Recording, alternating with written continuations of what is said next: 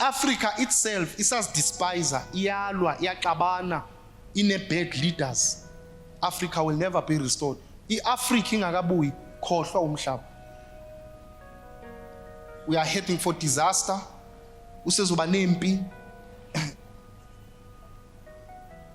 Nithatha note alento ngizotshela 2019. U2019 ngikhulume nge-shift before. Le shift nayibona yenzeka. Correct? Politically. Nayibona yenzeka. Now 2019 will be the start of a major shift. Now South Africa 2019 akuzovele 2019 shintshe yonke into, no. 2019 izaba yi-beginning of a major shift. Into ezokwenzeka beyond 2019 yiyo into that is interesting. So 2019 uzawumarka an era of a major shift, but a major shift ayizokwenzeka exactly ngo-2019. Izakwenzeka beyond 2019, but izawuqala 2019.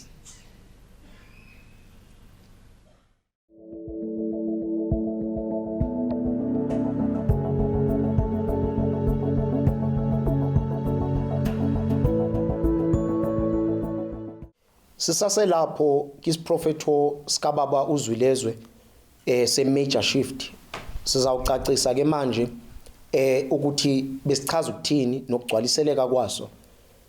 Njengoba nibonile babukeli, ubaba isprofeto usikhiphe ngo-2017.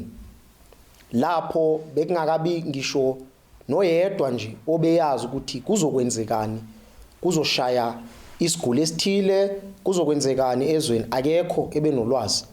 Kodwa siyamuzwa lapho ethi le major shift izawuqala from 2019, izawumarka u-2019 will be the mark and the beginning of the major shift.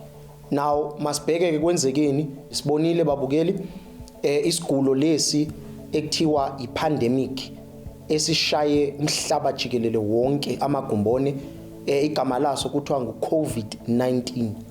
Kusho ukuthi ke nake lesi sigulo siqale ngo-2019 phesheya, saqala ke la ezweni sisibambe eSouth Africa ngo-2020. Amanye amazwe ke ayahluka ke ukuthi sivele nini. Kodwa ke ukufika kwalesi sigulo noma ukushaya kwalesi sigulo kulimaze noma kulethe ushintsho olukhulu in all sectors. Sibonile futhi healthcare kube noshintsho olukhulu kabi, abantu izibhedlele ziyagcwala, abantu ngendlela abangcwatshwa ngayo sekugubha amathuna amaningi. Sibonile babukeli. So siyabona ukuthi ngempela le major shift ubaba uZwilezwe bekhuluma ngayo yiyo le i-COVID-19, ngoba manje asakwazi ukubuyela back to normal. Manje sesiphila ke ngenye indlela noma sikwesinye isimo sokuphila. Sekumele manje sijwayele ukwenza izinto ngetechnology, digitally, yonke into i-pace of ubomi of life, our daily lives buzawushintsha kakhulu. So ngempela ukugcwaliseleka kwasi isprofeto sikababa uZwilezwe siyasibona siyenzekile, sifezekile.